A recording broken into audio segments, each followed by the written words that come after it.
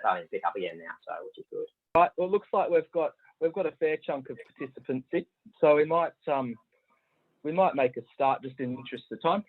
So I'm Brad. I'm the founder of Health Downunder here in Canberra, and I'm a pharmacist. And we try and have a little annual patient forum, which is an opportunity for allied health and urologists to come together and take questions from our patients and from the broader community. And that includes not only patients, but their partners. And there's even some other health professionals on tonight. I can see there's the odd pharmacist and physio that's dialed in, which is great. So we take this opportunity to catch up on what's happened this year in the prostate, erectile, continence space, and mental health space as well. And so just a chance for everybody to kick back, relax, listen to the speakers, ask questions, and try and get some information that you may not have had the opportunity to get in your consultations with physios, urologists, psychologists, exercise physiologists, and like. So as I said, I'm Brad. I'll be the host tonight, and on the panel of speakers tonight, we've got Dr. Zac Seidler. Zac's based down in Melbourne, and he works with Movember and is a psychologist. And having spent a little bit of time looking at some of the work that Zac's done, he's done a lot of interesting work around mental health. And I think for a lot of the patients that have got erectile issues or prostate issues, there's a lot of anxiety, and that mental health stuff really comes into the picture. So Zac, I'm going to throw to you, mate. Do you want to give us a bit of background on who you are, what you've done, maybe some of the stuff you've done with Movember? All the donations might go to our good mates at Movember, and they do a really good job. So Zac, can I throw to you just for 2 or 3 minute intro and a bit of background? Easy, no problems. Thanks, Brad, and it's great to be here, everyone. I know that I'm typically the man with the biggest moustache, but I've been taken over by Tim here, it looks, which is extremely distressing. Travis's is damn good as well. So it's lovely to see you all guys, and it's nice to see a couple of attendees rolling in now. I'm Zac, as Brad said, and I'm the Director of Mental Health Training at Movember. I'm also a clinical psychologist, and I'm also a research fellow at University of Melbourne. So I wear a lot of different moustaches depending on the day. While clinical work is obviously where I kind of started, I got into research pretty quickly, and that's kind of where my love for men's mental health came about. I specialize in masculinity and depression and suicidality. I would like to think that I'm doing my best to try to shift the game when it comes to the mental health system, full stop. I work on a pretty broad policy and advocacy standpoint right now, which is trying to re-educate the whole mental health system around what men need. And I'm creating a program called Men in Mind, thanks to Movember. So that's where your money will be going.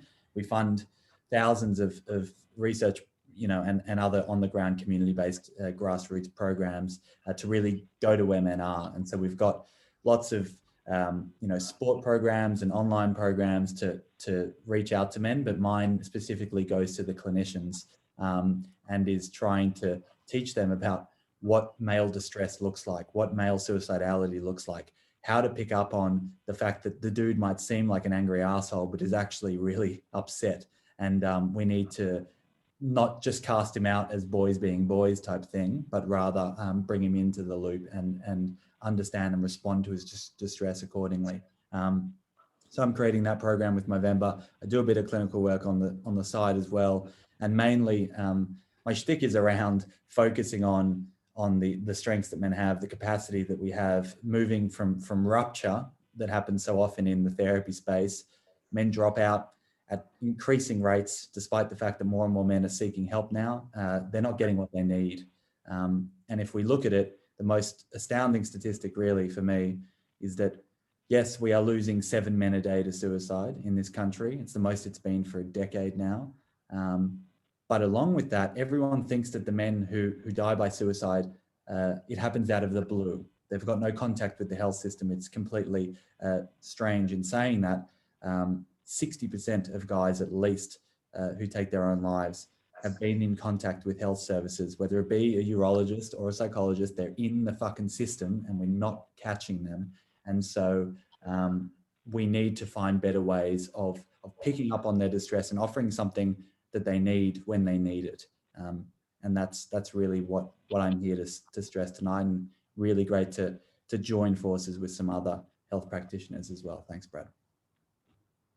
Thanks, Zac. You make the suicidality thing's really relevant, and I'll touch on that in a little bit, because I know Dr. Haxhimolla and myself have both had cases where that's come to the forefront. And it's just tragic, where these guys just feel so alone, so helpless. So Zac, thanks for joining us tonight, mate.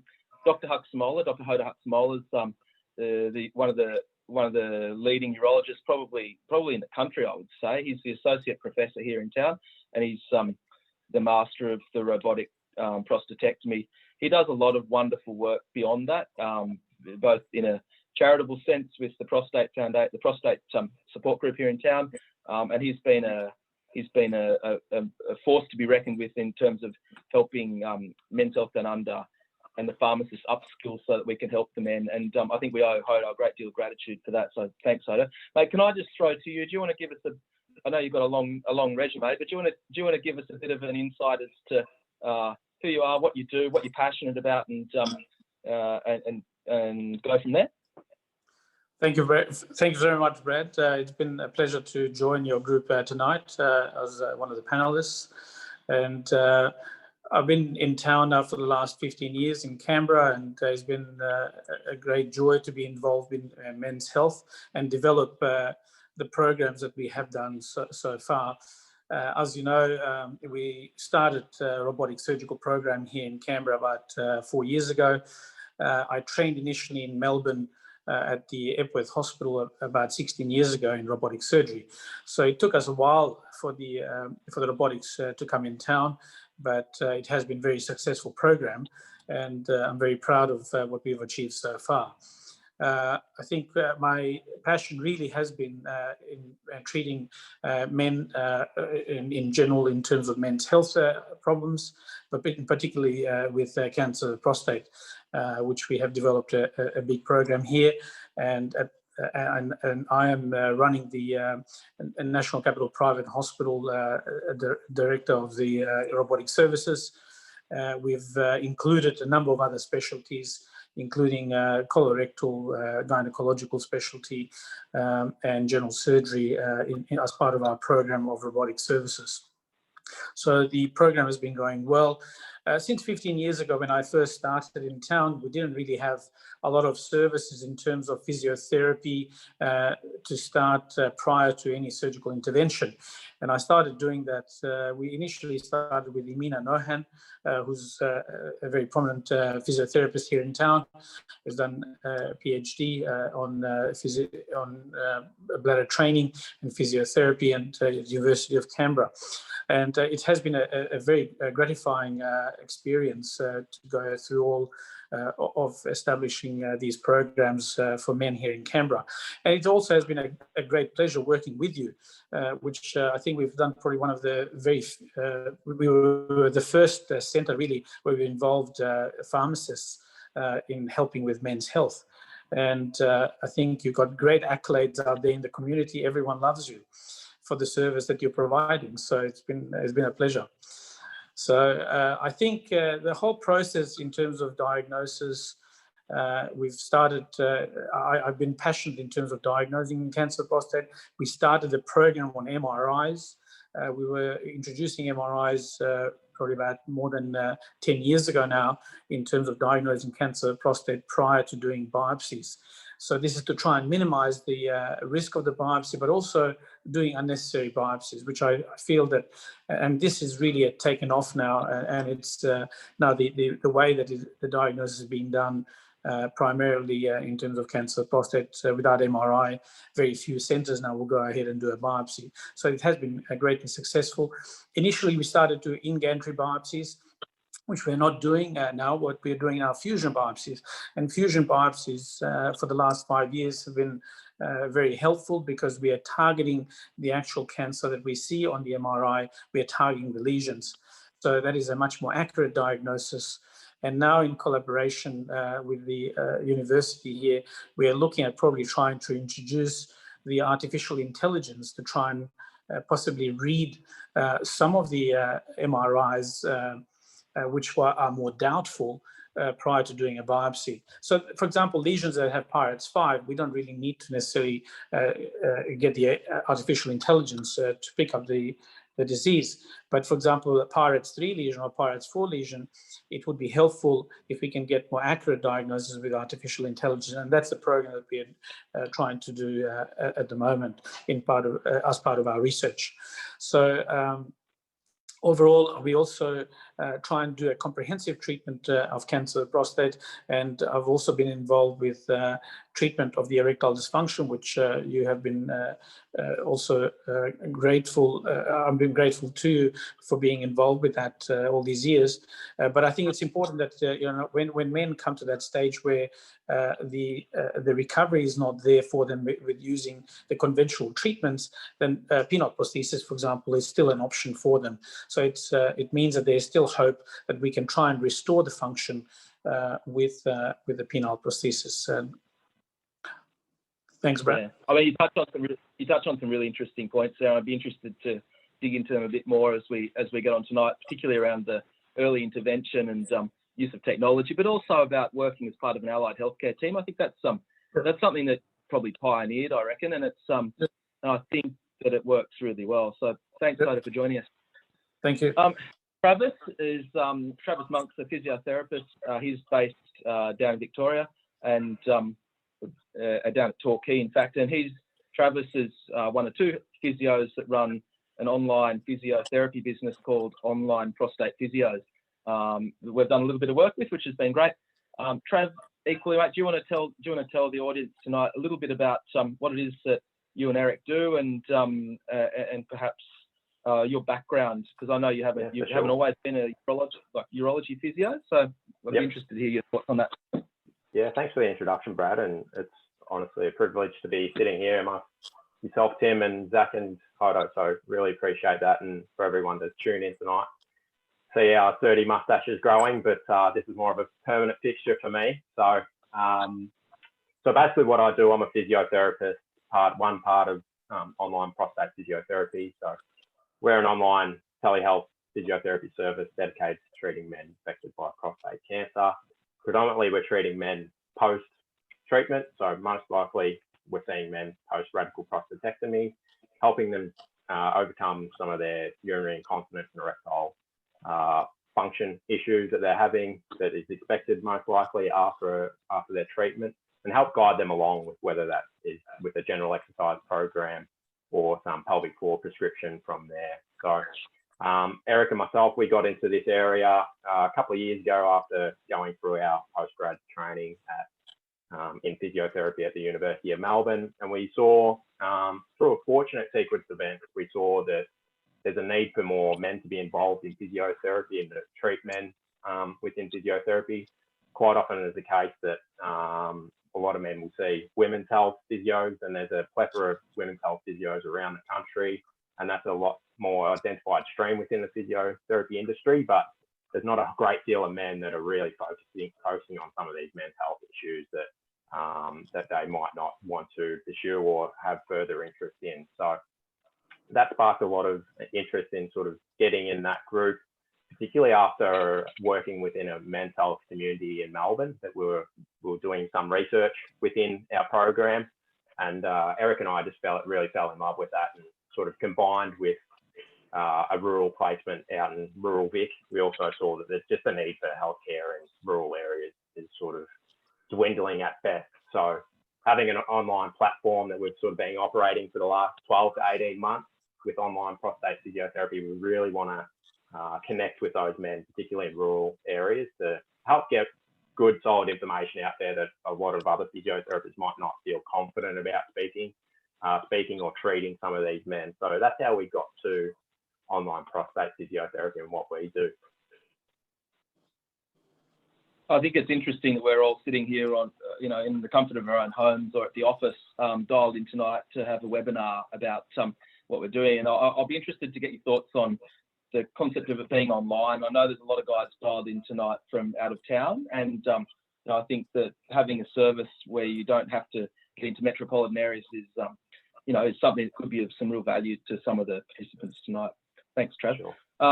Tim, I'll throw it to you. Do you want to give us a little bit of background about as to who you are, why you're here, and perhaps why a pharmacist is worth having on a multidisciplinary team, particularly when there's some really good doctors and the likes that work in this space as well? Yeah, thanks, Brad. And I'm really looking forward to getting into some of these questions that have already been sent through and that are going to be sent through. It's going to be an interesting session. So my name's Tim and I'm a pharmacist. I've been working in the men's health fields with yourself, Brad, at Men's Health Downunder for the last, must be 4 years now. And it's been a huge learning curve, of course, given that there aren't many pharmacists, if any, around the country doing this kind of thing.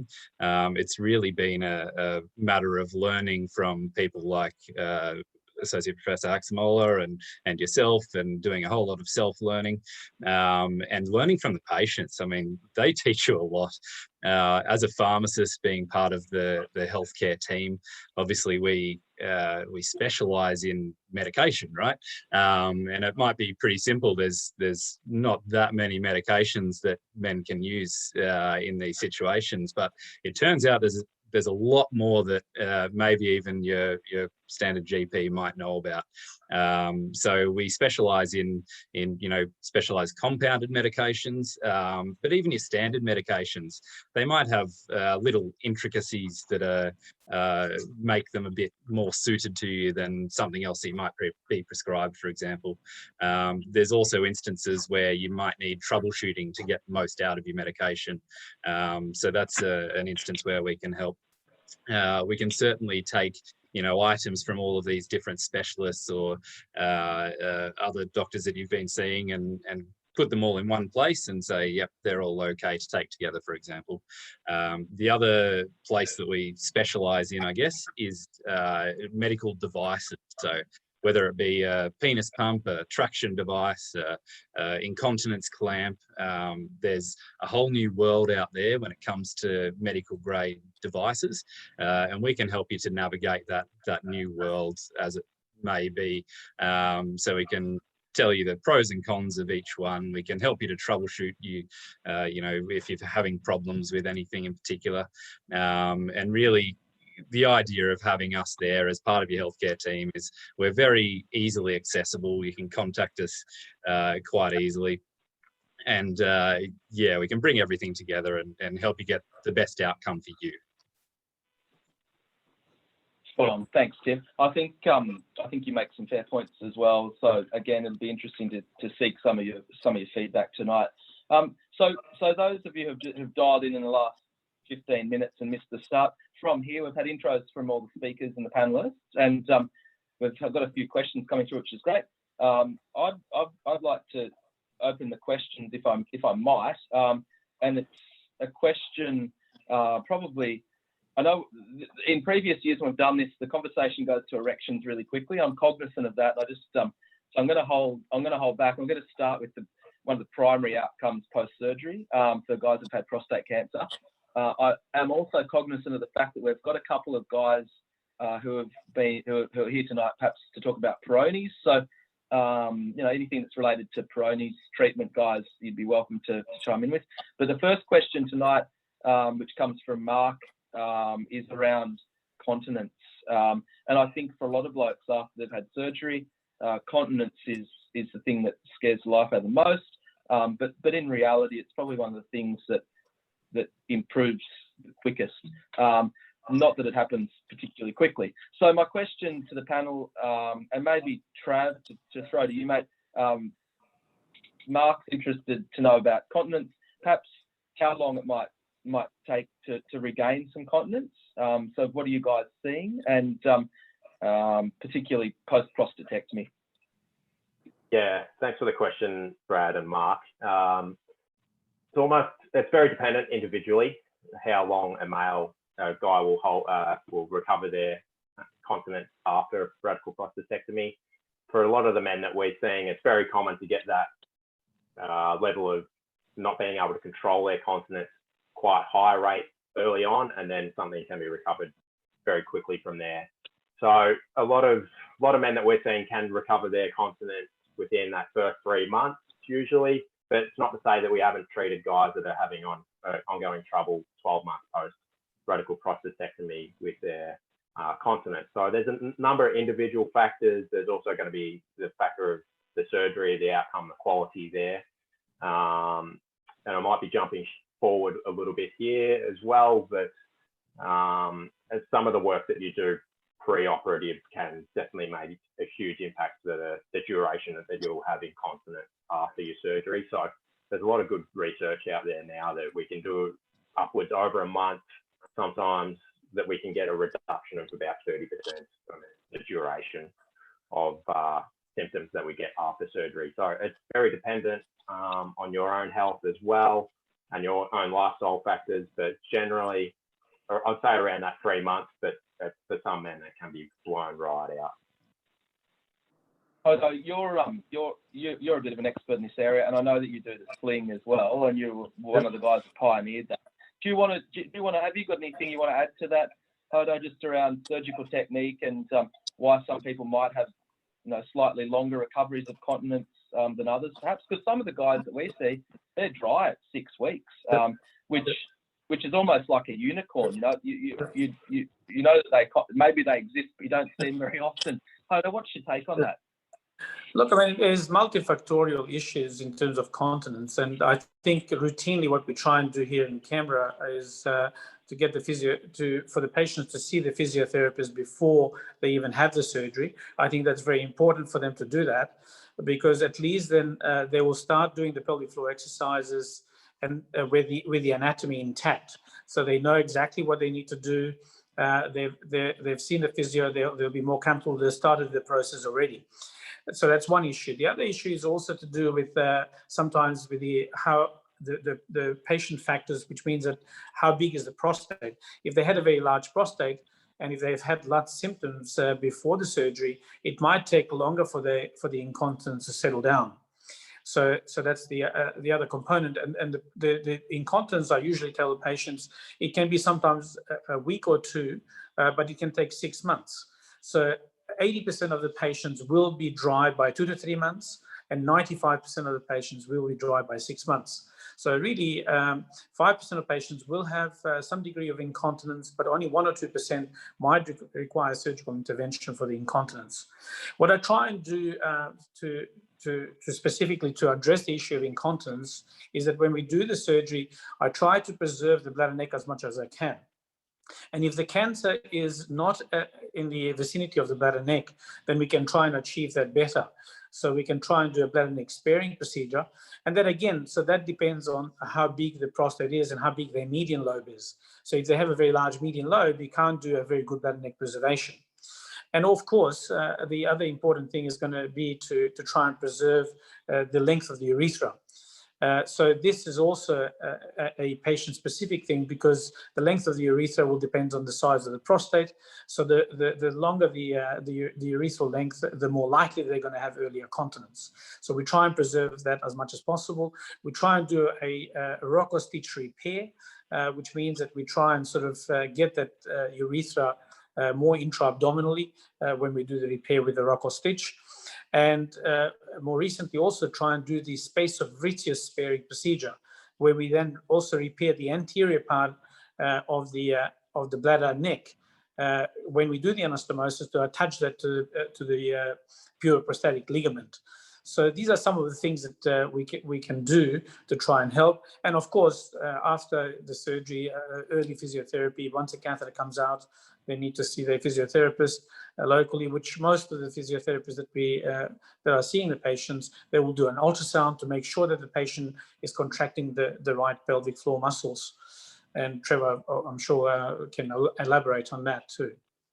And in terms of devices itself, I mean, if there is no improvement of continence, what we would normally do is we will do a urodynamic study to see whether this is because of the overactive bladder. And if it is because of the overactive bladder, we will start them on Betmega. which means that to try and prevent the unwanted contractions. And sometimes with Betmiga, they will improve. But if there's no overactive bladder and it's because of the stress incontinence, then there are a number of devices that can be used. I started the ATOMS procedure in Canberra here about 8 years ago.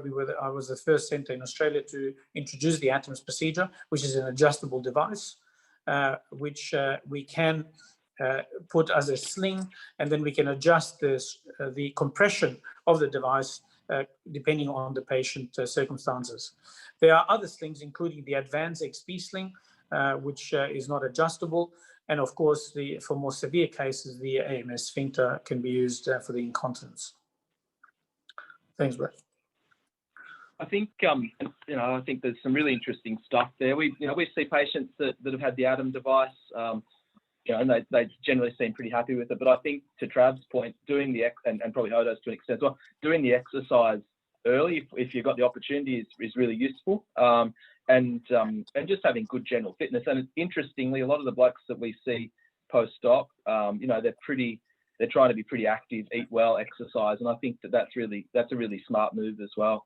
There was a second part to that question from Mark, and it pertained to erectile function post-prostatectomy. And I think I might chuck it to Tim. I think Tim's probably got the answer. Tim, essentially Mark's question is, with respect to erectile function, what sort of duration would you expect possibly for it to return in? And I guess it's a bit of it's a hard question to answer because there's no real answer. But do you want to give a bit of insight as to perhaps the advice you give patients? Yeah, so the number, or I guess the time frame that's generally thrown around in the literature is anywhere from about 6 months up to 2 years, and that's the kind of time frame that I typically would tell a patient sitting in front of me. It's a long haul. It can be a bloody long haul, and arguably, the longest couple of years of your life when you're trying everything. You might be taking medication, using a device, doing all the right exercises and things, trying to maximize your chances of things coming back, maybe not to normal, but maybe a new normal. It can be a really long time in your life at that point, but really that's where the literature lies. It's about that 6 months to 2 years, and generally if you're kind of catching up with your health professionals along the way, there might be some slight adjustments to things that you need to do to again maximize your outcomes, but yeah, it's generally around that time frame, the 6 months to 2 years. Thanks, Tim. I think, Zac, it'd be interesting to get your thoughts on this. One of the things we talk about with a good number of the patients is their mental health status, and this could pertain to Peyronie's, where they've got a bend in the penis, or prostate cancer, erectile issues. And as we well know, with erectile issues, there's often a psychological part as well. And it can really get the guys and their partners down. What's your take on that? Have you got any idea as to the mental burden that having major surgery and a major flip in your life, like one of those conditions, can have? What's your thoughts on that, mate? And I guess the other part of the question is, at what point do you seek help? Awesome. Yeah, it's good to get out of the pants and back into the brain, I think. Yeah. The thing that's really important, and that I think people don't, and I worked for 3 years at Chris O'Brien Lifehouse in Sydney as a psycho-oncologist. So it's very close to my heart, and prostate cancer was where I begun my career in many ways. There were no psychologists on the ward anywhere at the time, and that was really, really problematic.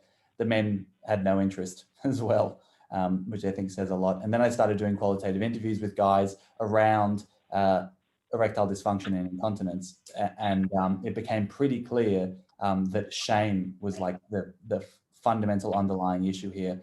And the men who actually ended up doing better from a long-term well-being perspective were the guys who admitted what had taken place and were willing to speak about it with not only myself, but with their family and friends. And that takes time, and it's a difficult thing to do, but the openness really safeguarded them from internal turmoil, if that makes sense.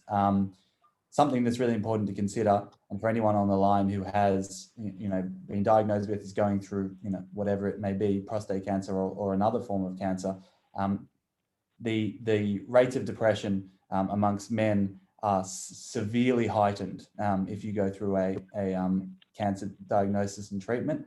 The suicide rate is 3 to 4 times higher amongst prostate cancer survivors in Australia. There's a lot to be said for intervening early. So when it comes to time, Brad, I think this should happen as a multidisciplinary team immediately. A psychologist should be there for transition. It's adaptation. It's dealing with the, what Tim says, which is the new normal. And so if things aren't working as you expect, you need to understand what to expect. And that's beyond, and I'm sure it sounds like Tim has a lovely manner, and I'm sure that having an awesome physio with Trav and being able to understand this team that is really supportive of you, but you need to delve into the nitty gritty here, and being able to do that over 50 minutes with me, and being able to go, what does this mean for my future, and how's my wife going to look at me, for instance, and what's happening with my sex life, and all of this stuff, and how is that going to impact my identity fundamentally is what we delve into. And it's a difficult topic. And if I talk about masculinity to most men, they just go, as long as my dick works, that's all that matters. And I say, well, that's just going to have to be opened up as a concept, because it's not right now. So what else you got? And that's where we start. Zac, interesting point there on masculinity, because I reckon that you're spot on. A lot of the blokes with urological issues, one of the primary things that we see is, erectile function. And, a lot of the blokes, I think, would say, well, look, it's a nicety. Yeah, I can live without it, but, it'd be nice to have it when I'd like it. When you say masculinity, do you want to just give us in a minute, perhaps, what do you mean by masculinity? What does it mean? I mean, I'm asking as much for myself as for the guys listening. What's your take on masculinity? I'll just distill 4 years of my life into a minute. Let's see how that goes. It's an extremely complex situation. And what we talk about now is masculinities, which I think is the key here, which is that there are plural, diverse ways of being. Masculinity back in the day when it was, formulated, was traditional masculinity, which is stoicism, strength, self-reliance, everything that's stereotypical about Superman, for instance. Yeah. Never vulnerable, never emotionally communicative, that type of thing was the traditional, and continues to pervade our culture when it comes to this unattainable standard of masculinity that people think they should live up to. It's for that reason that when your sexual prowess is brought into disrepute because of something like prostate cancer, it causes this crushing feeling of failure. And an inability to perform your masculine role. And so what we do is we try to go, you don't only have this really rigid way of being. We need to open that up, and you have fatherhood and grandfatherhood, you have mateship, you have all of these strength-based ways of going about your masculinities, which I think has been very helpful in helping men see that they haven't lost everything, which they often come to me feeling like they have. And rather going, let's just work on these things while, Tim and Travis and Hodo get everything else back together underneath. And so they end up hopefully leaving, their post-op situation feeling like a more holistic man, if anything, because they get time to actually focus on this shit that they've never thought of before. So, I've got a comment and a question which I'm going to park. It's on erectile issues. So this is personal experience that Hodo and myself are involved in, where one of our mutual patients found themselves in a really unfortunate position with prostate cancer. They're pretty young, worked on a building site, so that the idea of masculinity was right at the forefront, and the ability to get the erection was really, that was paramount. Secondary of getting rid of the cancer, the ability to have an erection and a fulfilling sexual relationship was really important. And my nurse at the time contacted him just for follow up, and he said he was ready to commit suicide, and he had it all figured out. And Hodo was really generous with his time and managed to get the gentleman in for a penile implant within 2 weeks, which was marvelous and solved largely the problem. And I mean, this ties back into that idea of, getting a solution. And I think whether it be continence solutions with physio and training, mental health solutions, we're talking to, a psychosexual therapist or somebody like Zac, talking through your pharmaceutical options, or going back to the urologist to talk about implants. I think that, they're all really important. And I think that multidisciplinary team helps shed light on that and make sure that we don't get people falling through the cracks. Because I guess as a pharmacist and as a practitioner myself, it does worry me that blokes will fall through the cracks because they're less likely to have that somewhat difficult conversation, and that we all should be probably having more often. Question, Trav, this is on continence. I'm going to throw it to you if that's okay. This one's from Jim. Jim's just mentioned 12 months post-op. Is it common, normal even, that you would need to push down or bear on the pelvic floor to completely void the bladder? So this is about complete voiding of the bladder and what might be expected. And maybe some of this was touched on by Hodo about prostate size and neck of the bladder. But Trav, what are your thoughts on the possible need to bear down to void the bladder? Yeah, look, not generally that common to be having to use strategies like this to fully void. So I definitely think it'll be something that a urologist such as Hodo would be able to answer more, but it might be more structural based issues that could have been obtained within the surgery. So I'd like to also just palm off and get Hodo's thoughts on that as well. I don't have much experience working with men having to use that strategy in my clinical experience. So no, fair point. And while Hodo's screen's vacant, we'll wait for him to come back. No, there he is. Sorry, Hodo. Sorry. That's okay. Mate, essentially the question was, 12 months post-op or thereabouts, would it be considered not unusual or not to have to push down on the pelvic floor to completely void the bladder? Thoughts? I mean, in terms of, you mean straining to void, is that the question? Yeah, that's right. Sort of that strain, that pushing down on the pelvic floor to empty it completely. Well, if people are straining 12 months down the track, you have to make sure that there's no stricture. So you can have a stricture of the bladder neck that needs to be excluded because the strain to void it would be unusual after a radical prostatectomy, other than sort of diagnosis of a stricture. So that'd be a good. So I mean, Trav's point was that that's probably not a bad one to follow up with the urologist on. Would that be fair? Absolutely. Yeah, I think that would need to be inspected, and very likely what you would need to do an ultrasound of the renal tract, making sure that the bladder is emptying fully, and you would also probably need to do a cystoscopy to make sure that there's no bladder neck scarring. Thanks, Hodo. Jim, hopefully that covers some of your question, mate, and it's probably not a bad one to take up with the urologist at your next appointment, I'd suggest.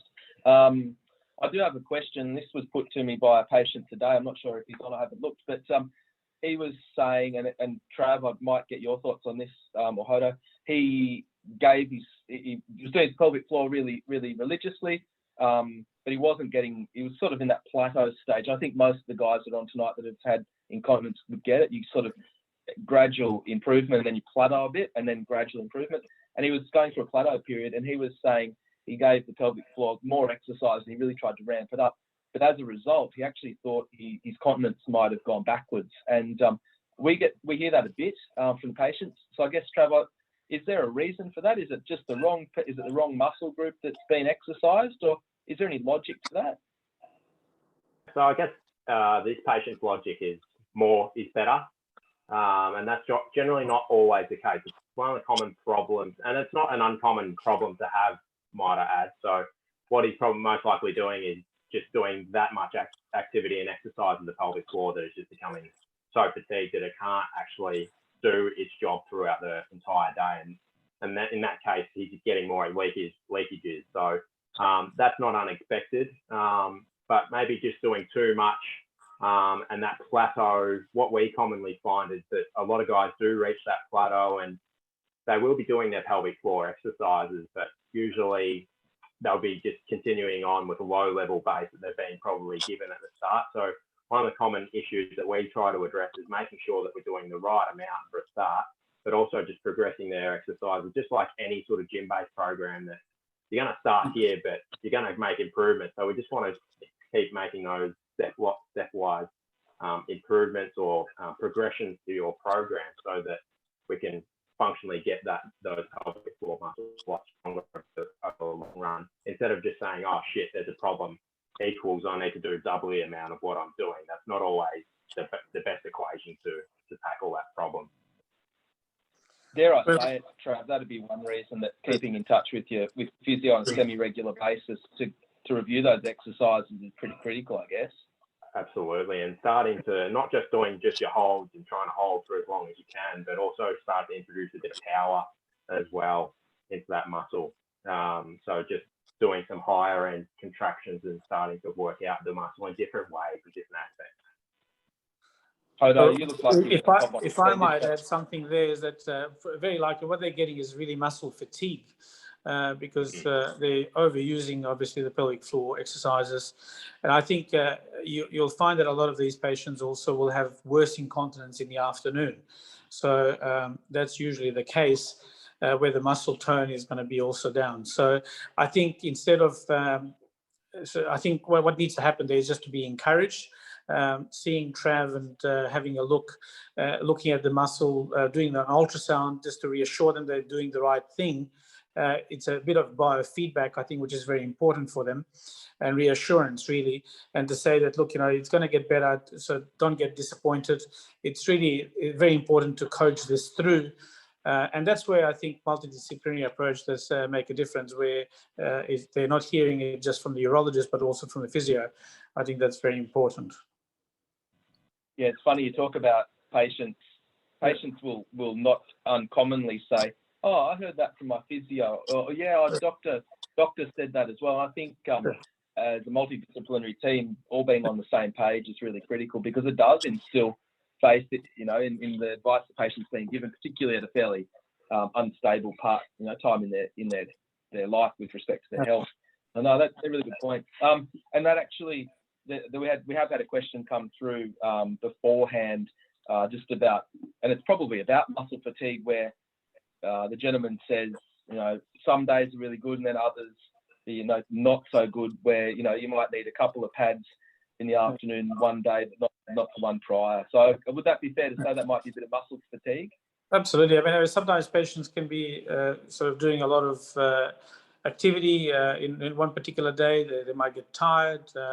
Sometimes alcohol consumption can also lead to it. So it's usually sort of multiple aspects that need to be addressed. But I think the key thing is that, I think giving that hope that 95% of patients by 6 months are going to be fine. So that's really the aim, and, try and coach them through that difficult period, because like Zac said, that a lot of guys are might go through a period of depression. They might feel down. So I think we need to try and sort of say, look, there is light at the end of that tunnel. We're just taking you through this. We've seen this many times before, and you will get better. The odds are in your favor that you will get better. Yeah, and that's a great message as well, Hodo. So a lot of times we find that within that sort of lead up to a surgery, a radical prostatectomy, and then the first 6 to 8 weeks of recovery, men are doing a great deal of activity as well. And as Hodo was saying, that sort of we often see in that period of time, men are starting to push how much they probably realise how out of shape they are as well. So they're starting to do more and more activity, and may not be picking up the cues that they're sort of being more active out in the garden, or starting to do more walking and those general activities that might coincide with days that we're getting more leakages. And also the dietary influence as well. So Hodo mentioned alcohol, but also diuretics out of like a coffee and tea. You'd be surprised at how many blokes would be saying they're drinking 7-8 cups of coffee a day as well. So it's a matter of just peeling back on that. Indeed. And this is more a comment for the audience than a question. If you're having trouble with continence and it's been persistent, we talk about 12 months, and you're not getting improvement, then it is actually time to talk to somebody in your allied healthcare team, be it the physio, the doctor, the urologist, pharmacist, whoever, to seek advice. There is some government funding available on the CAPS program, and you know, there's some hoops you've got to go through to get it, but the continence pads can be garments, you can get reusable underwear, clamps, all that sort of stuff. They can add up in cost, but there is funding available for men who meet certain criteria. So don't ever feel that you're on your own in terms of finances, because it does get expensive. The CAPS program is there for the guys that need it. So if you're that person, don't be afraid to ask.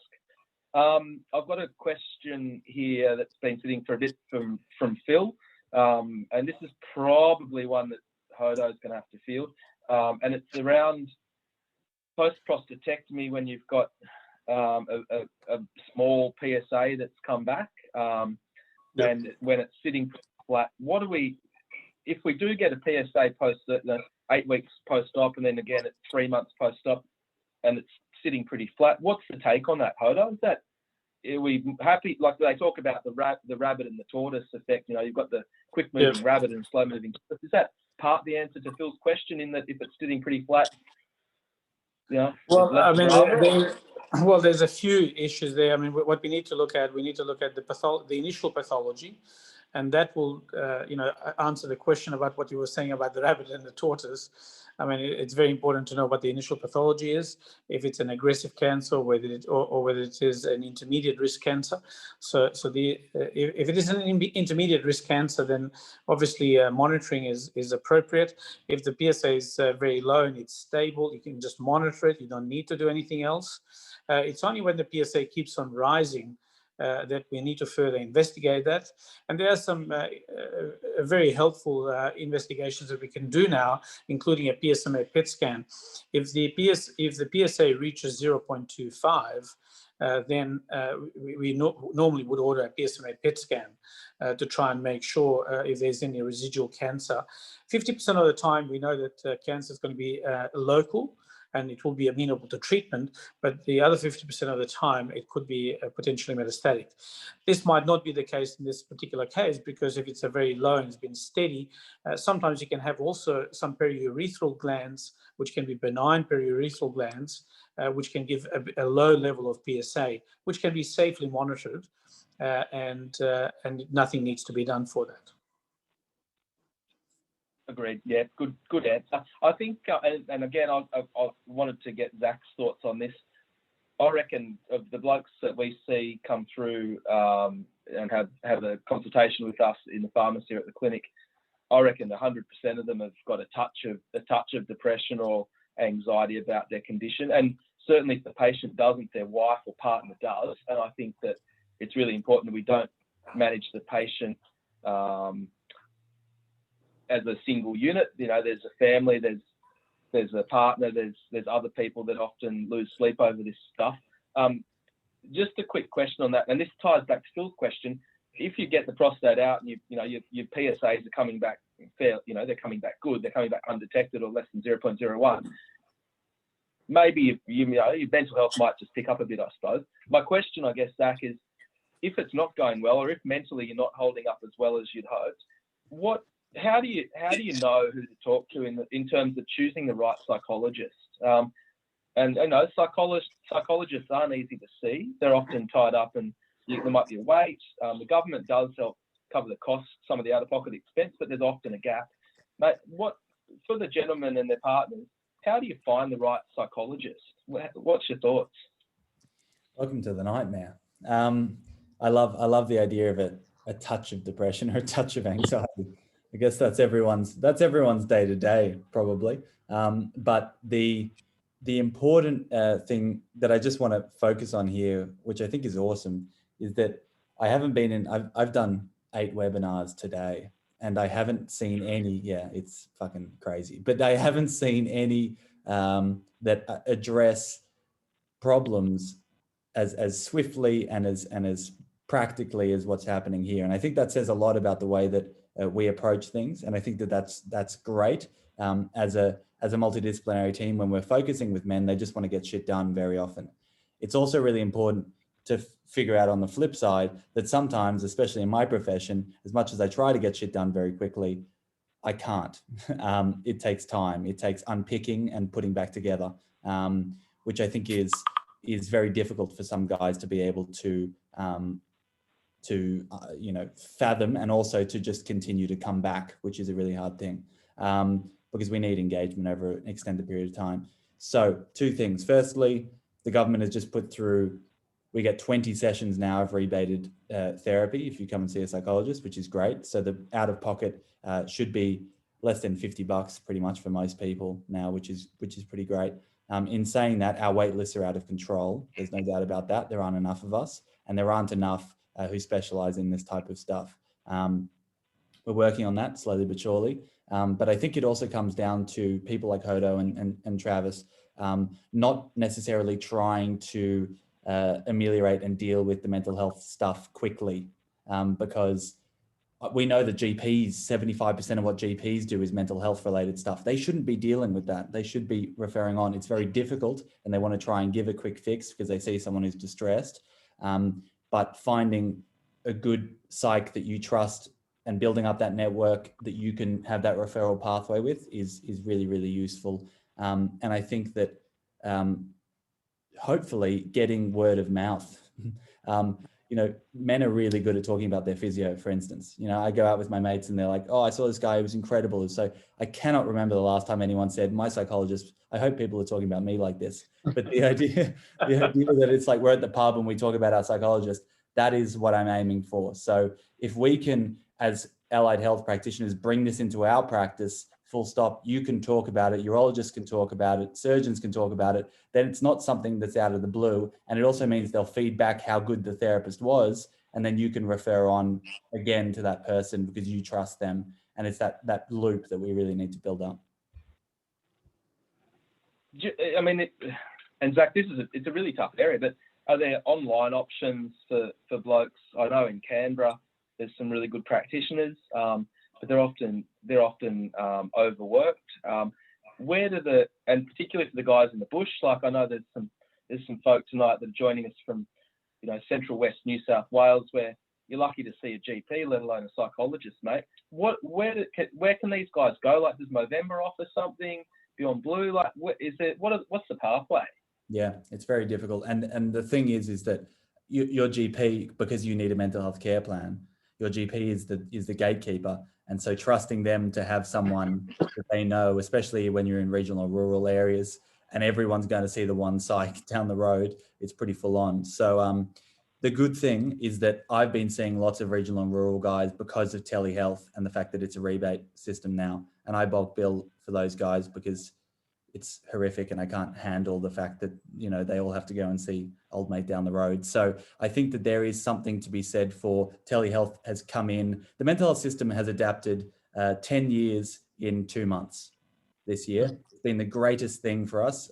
Sorry to everyone who struggled with COVID, but we are making huge gains here that are going to see generational shifts that would never have happened. The government did not listen to us for a very long time. And because of the amount of distress and worry around the second wave of the pandemic, especially being mental health related, we've suddenly got the PM's ear, which we're very lucky about. So the fact that telehealth is now, GPs are saying it as well, we're all so lucky to have that. It frees us up, it makes us much more able to, and cancellations doesn't become such a problem, which is a huge issue in mental health. That's why I've got wait lists, because no one rocks up and then you're just sitting there. So telehealth, that doesn't happen anymore because they just roll on to the next. So I think there is, when it comes to finding the best, person for you, there are a couple of resources that list, psychologists in the area. There are often Facebook groups amongst other men as well, where they share that type of stuff. But sadly, we don't have like a repository of these psychs. I'm working on that again, slowly but surely. Mate, this is more a comment from one of the listeners tonight. You can absolutely be pissed off that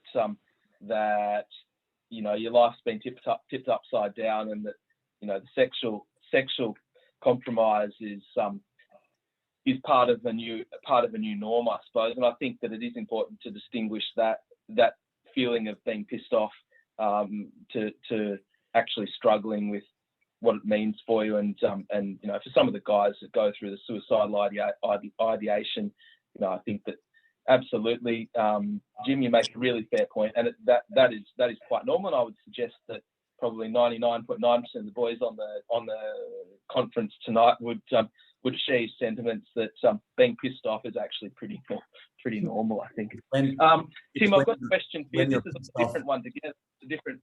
Sorry, you're right, Zac. If you're pissed off for a whole month, every day, all day, that's an issue. Otherwise, all good. Be pissed off. A different question altogether, and I think it's a really good question that's been asked. It's about climacturia, which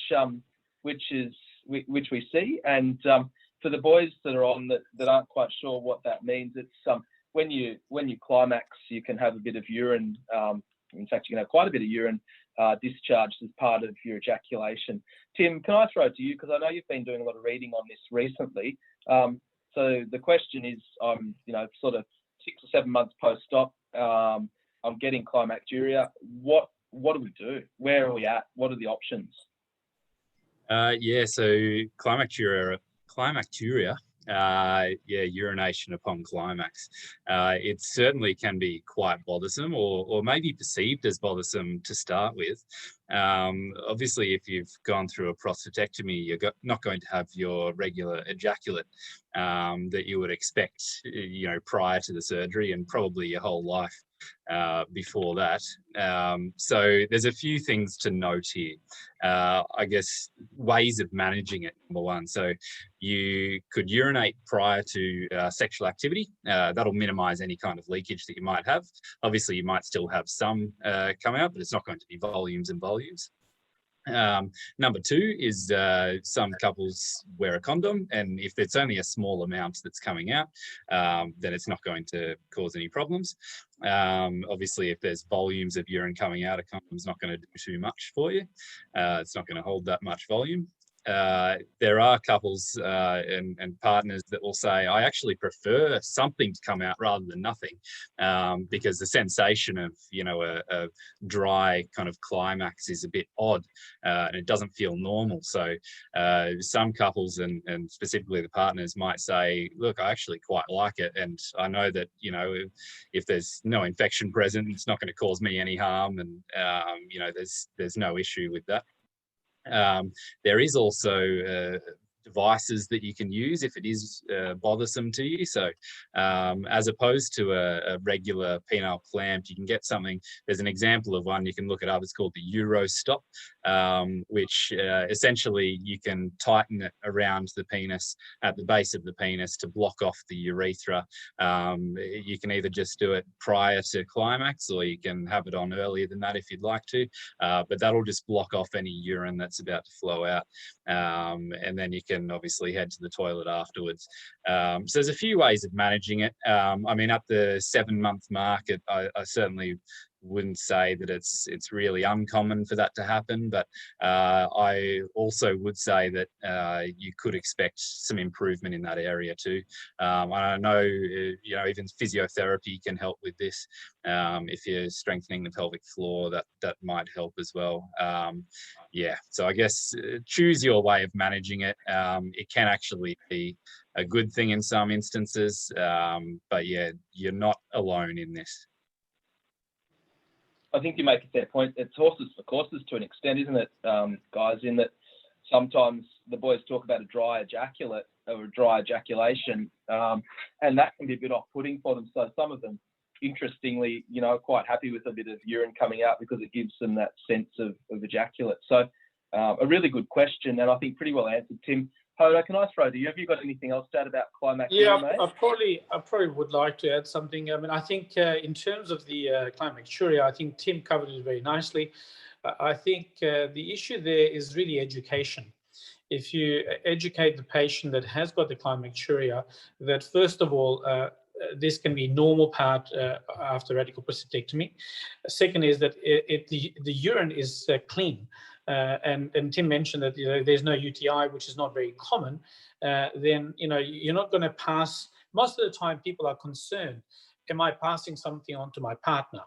really. And so that's really the main concern. So which the answer to that is no. Urine is clean. It's like any body fluid, and in fact actually it's cleaner than most of the body fluids. So it's cleaner than saliva, for example. It's got much less bugs than saliva. So from that perspective, if you educate patients, then it becomes more acceptable. And most of the time the amount of the fluid that's coming out is not huge. So it's a small amount, which, like Tim also mentioned, is that in fact it can be in a positive way. That if you know about it and you're reassured about it, then patients can experience similar experience like having a normal orgasm with a bit of ejaculate coming out. So, however, if patients are not happy with that, then there are treatments that can be done. One is, for example, using the compression device, but there's other treatments, including a procedure that can be done, which is called mini jupette. It's mini jupette because it was first done in France, and what it means is a mini skirt. Okay, so that's the meaning of mini jupette.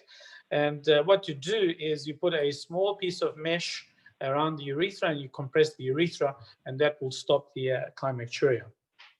I personally don't believe that procedure needs to be done, and we've done a couple of those procedures, but I don't really strongly promote it as a treatment option. I mean, I think it's really accepting that a bit of fluid coming out, it's clean, it's probably better than having another procedure for it.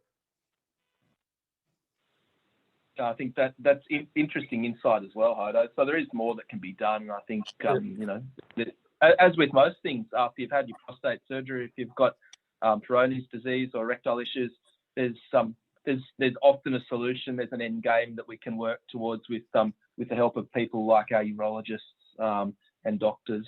So I think that's good insight as well. There's a few more questions coming in just around climacturia. What about climacturia during the arousal stage? Thoughts on that, panel? Has anyone got anything to add on that, rather than it being part of the ejaculation or orgasm, but more so in the early stages of arousal? Any thoughts? Is that just continence issues? I think it'll again be just your preferred way of managing it.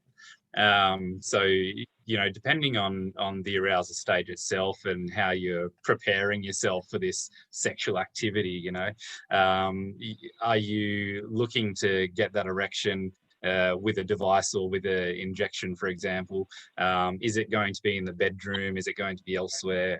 There's, absorbent pads and things that you can use for your bed.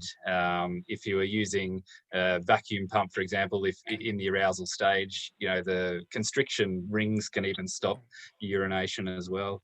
It'll be about a mutual kind of understanding between yourself and your partner around what's actually going to happen and how you're going to manage it between yourselves.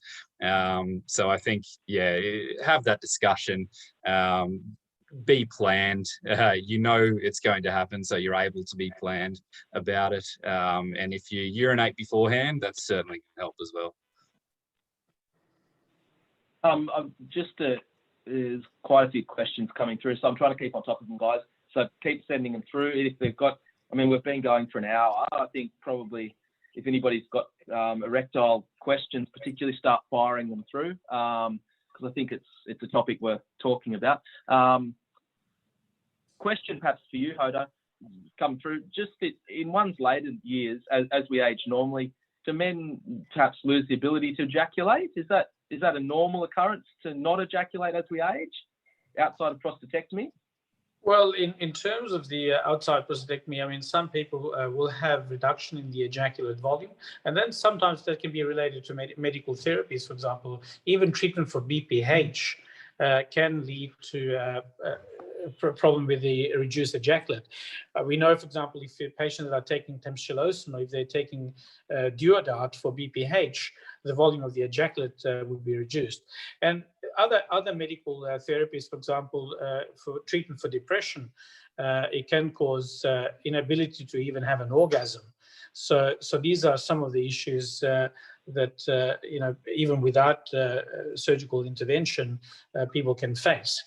So the volume of the ejaculate sometimes does reduce with aging, yeah, and that can be as a part of a normal process of aging. But most of the time, there will be some degree of the ejaculate volume present. Yeah, I think, and it's interesting, I guess, the number of blokes on tonight that have probably been on tamsulosin and duodart and those sorts of things would be pretty high, because it, I suspect a number of them are on them before prostate cancer diagnosis made. And you're right with that retrograde ejaculation. So that dry ejaculate or dry ejaculation is probably relatively common to ever ask that question.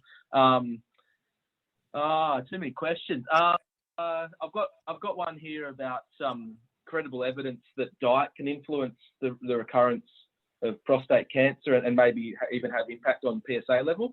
I'm not sure if that'd be post-op or pre-op, but has anybody got any thoughts, maybe Hodo or Tim, on dietary changes that could be made? And I suspect it's things like pomegranate and antioxidants at a guess that might influence prostate cancer and PSA levels. Anything solid? Well, if you look at the... Sorry, yeah. You go, Hodo. Look, I think if you look at diet as such, I would not recommend necessarily certain diet specifically to have an effect on the PSA itself. But we know that Mediterranean diet is in general is a favorable diet to reduce the risk of cancer of the prostate. So if you look at it as a general diet, we know that leukopines in the diet, for example, the tomato sauce, has got a positive impact in terms of reduction on the cancer of the prostate rate. We know that for high diets in saturated fats can have an impact in developing cancer of the prostate. Inactivity itself also can have that impact. I hosted one of my colleagues from the United States who had special interest in terms of diet and also supplements. And from supplements point of view, for example, selenium was initially indicated and zinc that were indicated to have some improved outcomes from cancer of prostate. We don't really have full studies on that. And the advice from my colleague from the United States was that probably people that want to take supplements is probably take the children's dose of vitamins rather than the full dose of multivitamins. So that's probably one of the things that can be done. In terms of specific, I would not recommend, for example, extreme dieting sort of things to try and sort of have an impact on major of cancer of prostate, because there's no proven diets. However, if you look at some studies that have shown that, for example, if you reduce your carbs, that might be probably beneficial, and I mean that might be generally beneficial for normal advice in any diet. So reduction of carbs. One of the things that I've actually sort of looked at YouTube was if you look at the way that FDG, for example, PET works, is it's on looking at cancer taking up the carbs on the cancer cells. So the cancer cells will use more carbs than your normal cells. And that's why, for example, FDG works in terms of PSMA PET scans, so FDG PETs. So that might be some merit there, but I mean, I probably would not. I would advise probably more dietitian rather than sort of me sort of giving a general advice. I probably would say yes, pomegranate juice has been beneficial in terms of some of the studies, but I think the extent of it, I mean, I think it's very hard to quantify. I mean, there's no real sort of major sort of studies on that. Yeah. And I'd say, I suppose I'd also say, you get into this Pete Evans sort of thing where you are what you eat, and there's some pretty radical stuff that some of these guys like Pete Evans come up with. So I guess we've got to be cautious, and I suppose that's Hodo's point as well. But good advice for dietitians worth seeking. Trav, you had something to say, mate? I just wanted to share Hodo's sentiments there. There's no one quick fix or no one supplement to really solve all your problems with prostate cancer. And it's a harder sell because we're looking at sort of general lifestyle habits. So it's more eating sort of whole foods, less processed, making those better, healthier lifestyle choices that we know of. There has been some more research around lycopene and tomato consumption, whether that is favourable for PSA from that as well. But I also want to mention that there's been more research studies coming out, sort of looking at men with low-grade prostate cancers managed on active surveillance who are actually going out and making these lifestyle changes with their diet and exercise, and they can actually improve their PSA readings over a longer run there. So if you're in that boat in active surveillance, I can't underestimate the importance of making those lifestyle changes early, because even if that cancer does eventuate into needing treatment in the future, you're going to be better off for that, and even your life post-treatment as well. So I guess we're always an advocate for looking at sort of the inputs with diet and the outputs with exercise as well to make more positive lifestyle changes. One more thing I probably might add to that is I agree that exercise is very important, and we don't really understand exactly sort of how that works, but it's very likely to be important in terms of immune system, that the way that very likely it's going to work. And there are some studies that have been done with women with breast cancer, that the ones that were also having exercise activities while they were taking chemotherapy for breast cancer, they had favorable outcomes from the treatment. So it looks like certainly exercise is a very important factor, as well as the diet. Yeah.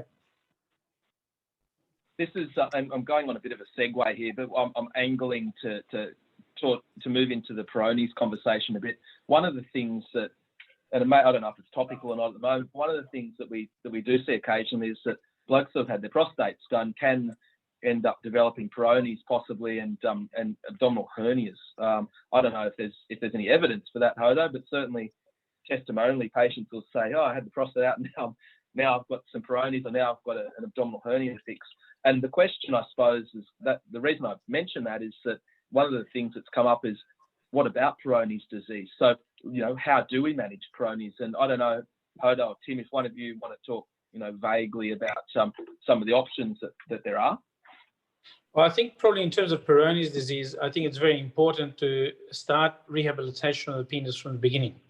And I think sometimes people will develop Peyronie's disease after radical treatment because they might not be getting the early treatment from the rehabilitation. So I think to try and start early program, get patients to see you or Tim, and start it from the beginning, maybe six to 8 weeks after surgery. Start Cialis 5 milligrams daily as part of rehabilitation, including the vacuum pump.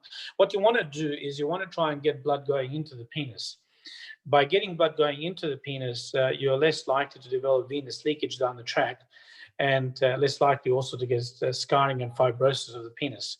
So the Peyronie's is because of the fibrosis that happens in the penis when there's no blood going in there.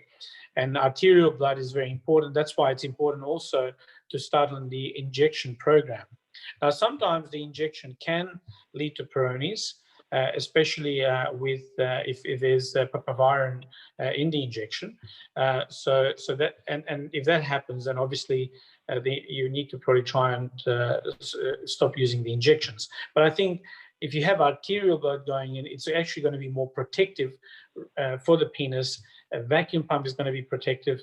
Get blood, get the penis stretched. Try and avoid using length of the penis, which is very important. So I think using the tablets, injections, and the vacuum pump early on, I think is crucial and key in terms of management of and trying to stop developing Peyronie's. Now, once you develop Peyronie's, I think maybe then we can look at, and Tim can talk about the traction devices that can be used. So I'll pass it on to Tim. Yeah, thanks, Hodo. I've actually seen in one study up to 19% of blokes post-operative will develop some kind of Peyronie's, which is absolutely crazy. I think certainly in practice, what we see, anyway. It's certainly less than that, I guess, because we're seeing blokes quite early on and getting them onto this rehab regime where they're getting the regular blood flowing in, they're getting the regular stretch in the penis. So yeah, an interesting statistic there. But I must say, probably my personal experience has been probably less than 5%, really. Yeah. Not that high. Absolutely, yeah, certainly. I mean, the fact is, it's possible, and it can happen. So one of the devices that we use is a penile traction device, and there are a few different types. The idea behind traction has been used for, you know, centuries for different parts of the body.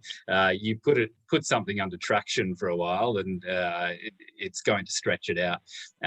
So the idea behind the traction device for Peyronie's is it's stretching it out. You want to be wearing it for 4 hours a day, or at least working your way up to wearing it for 4 hours a day. There's a couple of different systems you can use. So you can use it with either a rod type system, and you can imagine the penis is being stretched out and held in place by rods that go down kind of parallel to the penis, or there is a device that you can use that has a belt system attached. So typically with the belt system, you would start stretching the penis in the opposite direction to your bend, and over time, and typically we would review at kind of the 3-month mark, and then down the track at the 6-month mark to see improvement. Some blokes will get complete resolution, but often it's, or probably more often the case, it's more so a fact of improvement rather than complete resolution. And the idea is to get to a point where it's usable, right? Like the issue behind Peyronie's is that it becomes unusable, it can become painful. So we want to get back to a point where it's usable and it's not painful. So that's the end goal with all of this. And you know, prescribed medications can help along the way as well. But typically a good place to start is that traction device. In the cases when the patients do have pain initially, which can be in the beginning of the process of Peyronie's, now sometimes we use Trental, you know, twice a day, and that seems to be especially effective in that early stage, and also for what is worth, vitamin E supplements, antioxidants, they seem to be helpful. We know that 1/3 of the patients with Peyronie's will get better, 1/3 will stay the same, and one third of them will get worse. If the Peyronie's is less than 30 degrees, that is still functional, and it doesn't really, other than the stretching device, for example, and these medical therapies, it does not require any surgical intervention. But if it's more than 30 degrees, it becomes non-functional, and it is associated with erectile dysfunction. In those situations, then we can offer surgical intervention with a prosthetic device. So Hodo, that's I mean, what a way to segue into penile implant devices. And I think probably a fair few of the people listening this evening will have at least heard of them. But there's two devices, really, isn't there? Do you want to just in 2 minutes, just the 2-minute elevator pitch on what's what and when you might consider using it? Look, the devices, it's a Coloplast. It's called the Coloplast Titan device, and there's also the AMS company that has got the penile implant devices. So they're the two companies that make penile implants. The other device is also a flexible or Genesis device, which is a malleable device. So they're the two. So usually the most common used is really the 3-piece penile implant device that we use. It is more natural. It looks more natural. And you would use that more in a younger patient because it will give them more natural look. And it's a device that when you put it surgically, we normally sort of put it in, and 6 weeks later you can start using it. So the device itself, it works very well. 95% of patients that do have those devices are very happy with the outcome. It would treat also Peyronie's disease patients. What we do with Peyronie's disease patients, when you put the implant in, we do molding of the what we call molding of the penis. That is, we try and break that plaque normally that forms, and by breaking the plug, you can more straightening of the penis. So, and it's a very effective way of treating the erectile dysfunction and Peyronie's at the same time. The malleable devices is more appropriate in patients that are older, that have, for example, issues with dexterity, and these devices work very well still. It's a device that you put in. It's on the whole time, but you can bend it, and by bending the device, you can obviously bend it for sexual activity, and it's still comfortable even if you don't use it obviously for sexual activity. It's a device that, for example, has got some contraindications, especially with people with diabetes, because it's obviously on the whole time, and it can lead to erosion. Whereas the 3-piece device, it's unlikely, much less likely to have erosion of the device because it's not the whole time on. These devices are very durable. The rate of treatment or retreatment for these devices is about 1% per year. So a lot of these devices will last more than 10 years. Hodo, just on the devices, and I always say to the patients, Australia's probably 10 years behind the US when it comes to medicine. I know you and your colleagues in the States and overseas probably have this conversation a bit, but what sort of incidents are we seeing of penile implants being used for men that have got both A, erectile issues and B, prostate issues in, say, somewhere like the US? Are we seeing more than in Australia? What's it look like? Well, I think you're absolutely right there, Brad. I mean, I think in the United States, the uptake of penile prosthesis is much higher. I think in Australia, sort of, it's with the uptake on penile prosthetic devices much less. I don't know exactly the reason why. Maybe because people don't know that they are available. So these devices work very well. They've been around for 25 years plus, and personally, I've been involved with penile prosthesis for more than 10 years now. I started this program fairly early on, and the way that I learned the technique was from my colleagues from overseas. I've worked with a lot of experts from the United States, including UK and London, and I do the minimally invasive infrapubic approach, which is a small cut in the infrapubic area. It's about 2.5 to 3 centimeter incision, and you do everything through that single incision. So it's a very small cut, and the actual, it's not really perceptible sort of when you look at it, because it's just in infrapubic area. So and from the patient's point of view, I think, as I said, usually it's overnight stay in hospital, and then after that, just taking maybe a couple of weeks off, just to make sure that they're comfortable before they can go back to work. So the actual device itself, it's minimally invasive. It works well. It's very reliable, and a lot of these devices have been tested, in quite extensively. The mechanical failure of the device itself is not very common. I've been involved with over 250 cases where we've put more than 250 implants, and it works well. 95% of patients that do have the device, they're very happy with the outcome. It's set and forget, really, isn't it? Once it's done, you I say free. You're free of pumps and you're free of injections and all that sort of stuff, which I think is it'd be liberating for a few blokes. Well, it is a more natural way if you look at it, because we're trying to get, with the pump and the vacuum pump and the injections, we're trying to get the natural process coming back, which, like it was said earlier on, Tim mentioned it can take 18 months to 2 years for that process to take place. But if that doesn't happen, there's still hope that we can do something else. We can try and restore it. We can try and restore function. The whole point of penile prosthesis is really to try and restore function.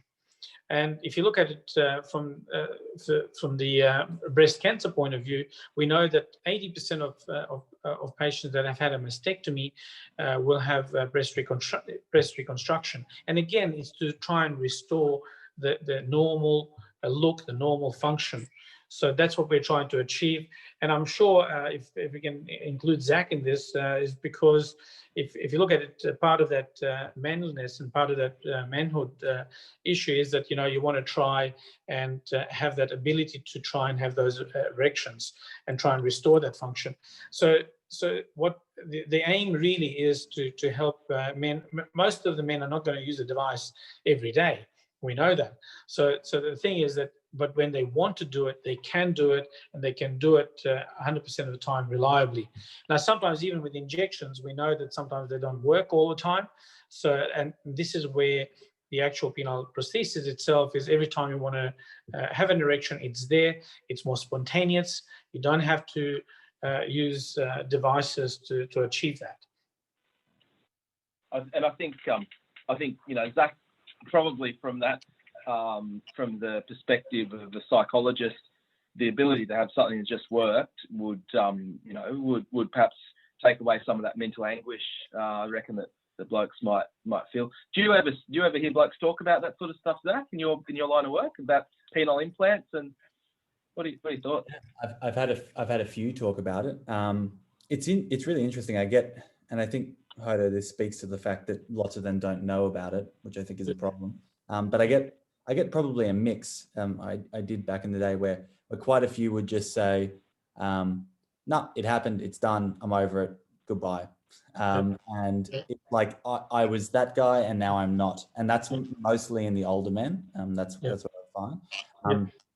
Masculinity and sexual performance is much more important to a younger guy who is having sex. And there are some older dudes.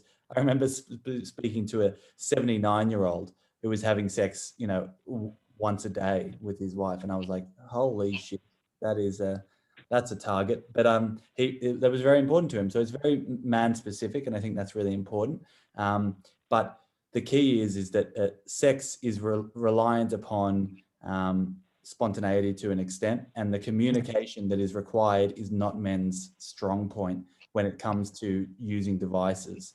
And so building that in, and sexual communication and self-esteem go together hand in hand. And so getting them to have these conversations with their partner early and being like, we're going to have to deal with things differently, rather than the wife dragging it out of him, or he's just too ashamed to even talk about it. And then the sex life is gone, and then the wife's well-being is shit as well, and everyone's not happy. So I really try to bring up the option that it exists, to talk about if you're going to use various devices, that you need to discuss it with your partner, and you need to bring it up early and work out how this is going to look, because it takes two to tango, I guess, there.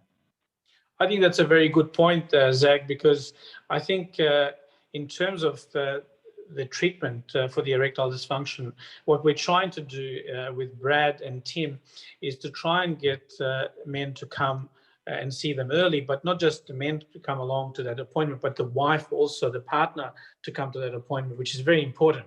And I certainly, sort of, when I speak to my patients, is I say to them, look, you need to come together to the appointment. And the way that also it's portrayed is that it's important, so they are partners in the process of recovery. And even, for example, I say to them, look, when you do the injection, one person holds the penis, the other one puts the needle in.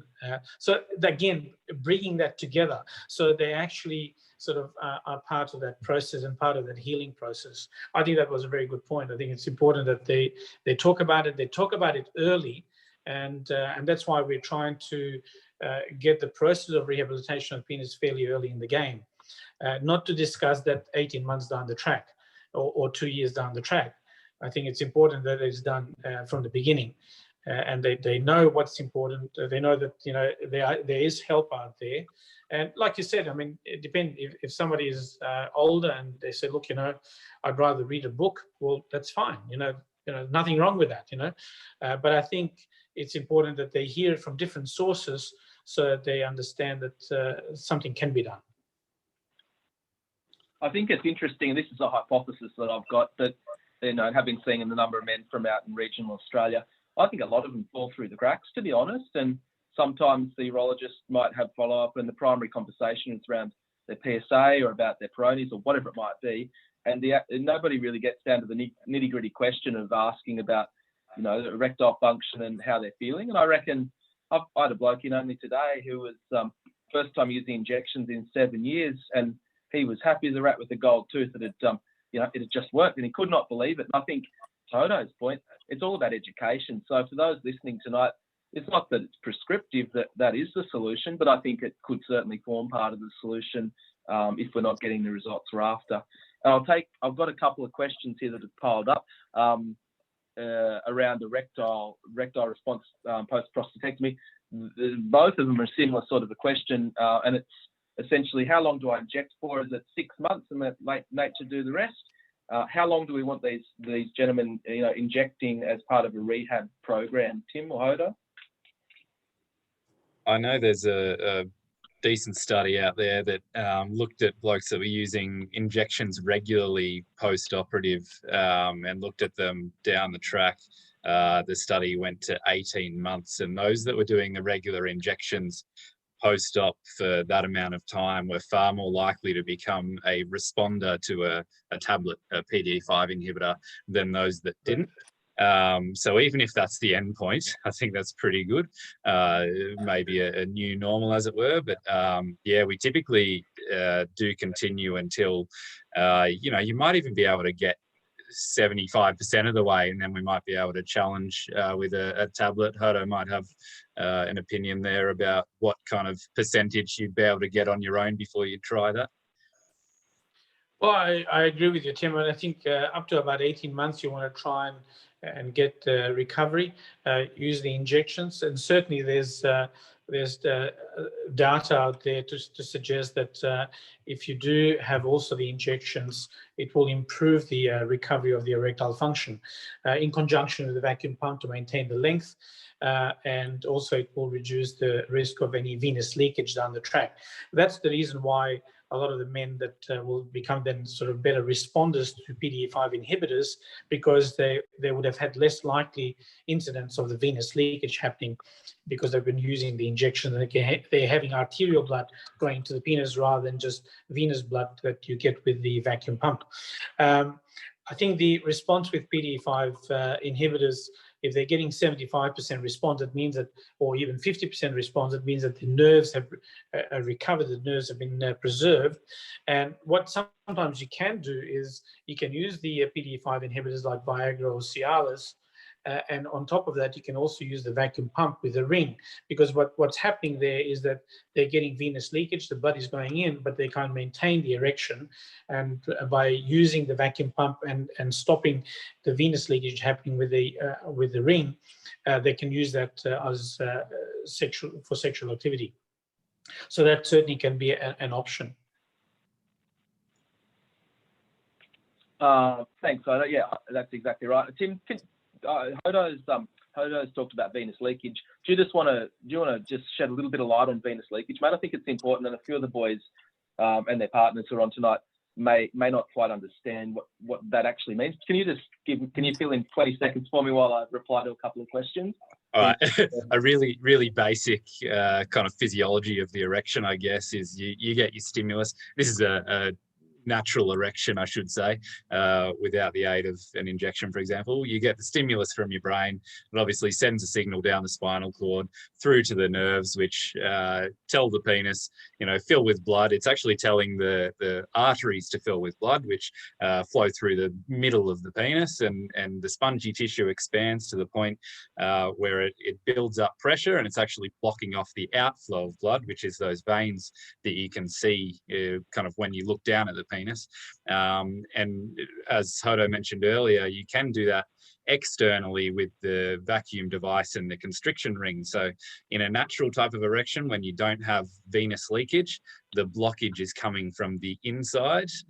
So the pressure is built up in the inside of the penis, so it's blocking off what we call if it isn't blocking off the veins, we call that venous leakage. And if you do have venous leakage, then you're able to constrict the blood vessels from the outside with that constriction ring and have a similar effect.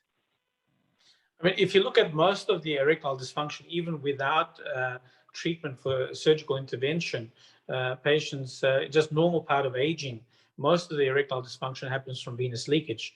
A very simple way of explaining venous leakage is if you have a bucket and if you have holes in the bottom of a bucket and you open up the tap, you get blood going in, you get the water going in, but then you're leaking, and you're leaking more than what's coming in. So that's what the venous leakage is. So you don't have that compression. So that's an analogy that people will understand. So what the devices do is, so if you look at, for example, Viagra, the way it works is by allowing the nitrous oxide to be more available at the receptor ends for that to be available so that the erections can last longer. So that's how it works. Trav, I'm interested to get your thoughts, mate. I know that you and Eric, in your line of work, write some really thought-provoking articles, and particularly on the erectile stuff, mate. With respect to what you guys do as physios, what's your tip? What's your number one tip for blokes that have got any form of erectile issue, be it post-prostatectomy generally, or if there's Peyronie's, which is affecting their ability to get a good term erection? What's your number one tip, mate?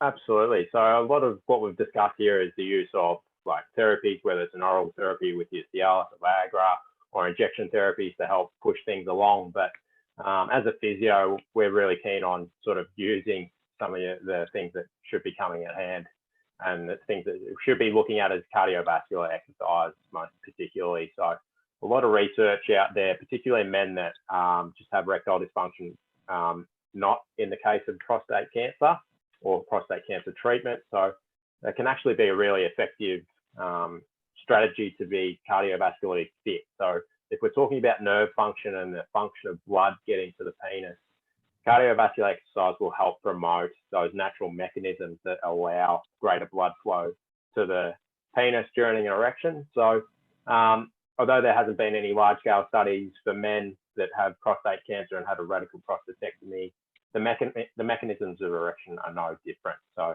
looking at getting better blood flow to the penis when you need it. And that's basically what Hodo was explaining there with the bucket analogy. I really like that one, that we're turning the tap on with the Cialis. It allows the tap to flow harder. And naturally enough, if you're more metabolically and cardiovascularly fit, you'll have the natural mechanisms to be able to do that as well. So that's one big area that we tend to work on, regardless of the men's fitness, starting even with a walking program, getting your physical activity up to a state where we're achieving anywhere between 150 to 300 minutes per week within a sort of certain intensity or sort of heart rate zone, that we're getting some of those adaptations. And if you're an older man, we know the incidence of high blood pressure, diabetes, and if we're sort of thinking about the psychological effects of prostate cancer as well, they're all mechanisms that can play into it, where exercise that we know, particularly cardiovascular exercise, is really effective to overcome. But those three things, particularly blood pressure, diabetes, psychological ill health, they can also be affecting dragging down the quality of erection. So also just using that as a combative tool for improving your erection as well. And I think that's spot on, Trav. It's really interesting. I think I talked about Pete Evans before, but there's a number of blokes, and I'm sure there's a number listening tonight. I had a gentleman today, and they're generally, sometimes they can be nervous about taking medication. They've never taken meds. They're not inclined. They're worried about side effects, or in fact, because of other health conditions, they might not be able to take meds or do injections. And the concept of using a vacuum pump is just too hard. Yeah. There are actually some really good things that they can do in the comfort of their own home, get some sunlight, do some exercise, get moving, that can actually not just benefit their erectile function, but just their overall health. So I think Absolutely. You make a really valid point. This is a question about This is a question about Viagra and those sorts of drugs. So I'm going to throw it to Tim. Tim, 2 minutes. What are the different drugs, oral drugs like Viagra, and how long do they work? Are there any special tips, tricks that we need to think about when we're taking those drugs? Over to you, mate. Yeah. So PDE5 inhibitors is that family of, including Viagra, Cialis, Levitra, Spedra. Viagra is a funny one in that the absorption can be quite variable, especially depending on what you've eaten, for example. So if you were to have, a big meal, pork belly or something, and then especially the high fatty meals, and then take some Viagra, you're far less likely to have a good absorption of that drug. However, it might just be delayed. So you might find that it lasts even 12 hours or longer, where typically you'd expect the effect for maybe 6 or 8 hours of that type of drug, the Viagra. If you compare that to something like Cialis, as an alternative, that's far longer acting, so you'd expect that to last up to 36 hours. And that's typically why the Cialis is taken as a rehab drug over something like Viagra. The other ones, so there's Vanafil, which is Spedra. That's a bit shorter, again, more similar to the Viagra, but arguably faster acting and better absorbed. It's not as much affected by food or alcohol. And then there's Levitra, which probably doesn't have that many benefits over the other three, but it's nice to know that there's alternatives there as well. So the drugs, they do have their little intricacies. You learn to know that Viagra probably has the most potential side effects profile, where you could possibly get some visual disturbance. You tend to get a bit of a sniffly nose or a headache, and you might find that happens for all of those drugs if you were to try the different ones. But you might then find that you take Spedra as an alternative and you don't get any side effects and you get a great result. So it can take a little bit of experimentation perhaps, but at the same time you don't have to make these decisions on your own, or you certainly won't. Your doctor and your pharmacist and whoever else in your healthcare team will be able to help you with those decisions to get the best treatment for you.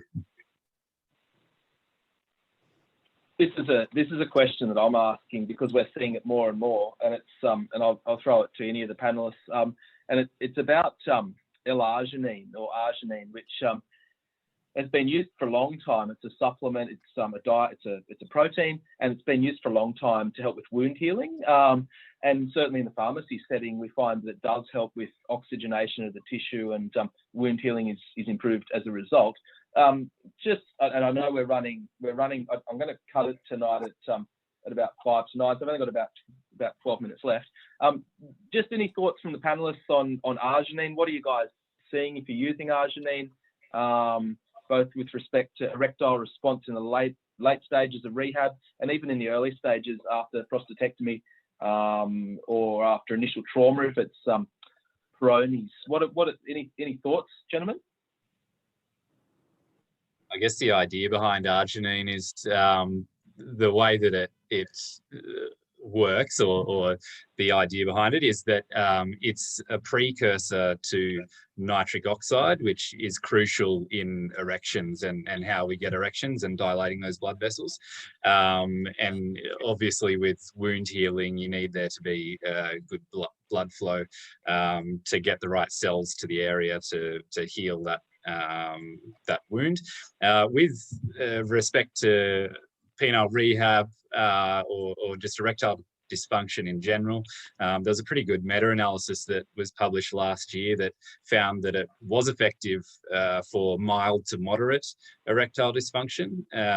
It needs to be taken in context, I guess. So what do you call mild to moderate erectile dysfunction? And obviously being a meta-analysis, there is some pretty good standardized ways of putting that, but you need to look into the study to decide that for yourself. But I have been able to get some for a few of our patients, and anecdotally, we've seen some pretty good stuff. So when you look at risk and benefit on this stuff, the risk is pretty damn low. It's a amino acid. The risk of adverse outcome, apart from the foul taste, doesn't taste real good. It's not too bad. So worth a consideration, especially for someone that might be looking for something more natural, I guess. Thanks, Tim. Yeah, I mean, certainly with a few of the patients that I've seen, I don't know if they're on tonight. I'd started a few guys on at late stages of their rehab, and we were getting them to fairly quantitatively score their erectile function after having used Arginine, and it looked pretty promising. So look, I think if you've got questions on Arginine, it's worth asking, pharmacist, doctor, urologist about Arginine possibly. It can be expensive, and there's ways and means to get around that as well. So worth considering perhaps. Again, just conscious of time. I've got a question. I don't know what it is. It's about Jelqing, Jelqing. I'd have to Google search it to see what it meant. But does anybody on the panel know about Jelqing? Some sort of herbal remedy. I think I might have seen that question being popped up in forums in the past, but I can't speak of it specifically. That's about as much as I know about it. I think by our silence, I think the question earlier was Jelqing, is it fair dinkum or bullshit? I'd probably say it's more along the lines of the bullshit, but yeah. Given that we're not sure what it is, I think that speaks volumes. Not a urological term.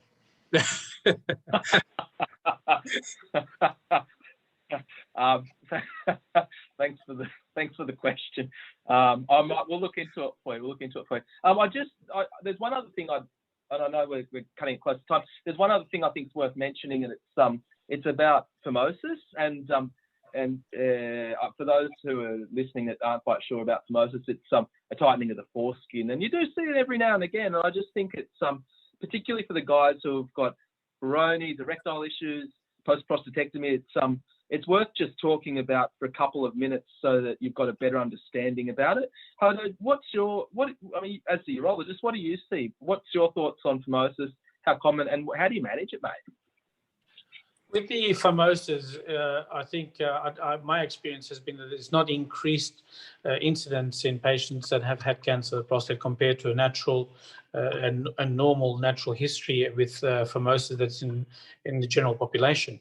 I see a lot of phimosis in patients which basically it's a skin condition. It can be sometimes related to inflammation of the foreskin, but also can be related to lichen sclerosis or balanitis erotica obliterans, which are conditions that are skin conditions. So often they will respond to some mild steroid.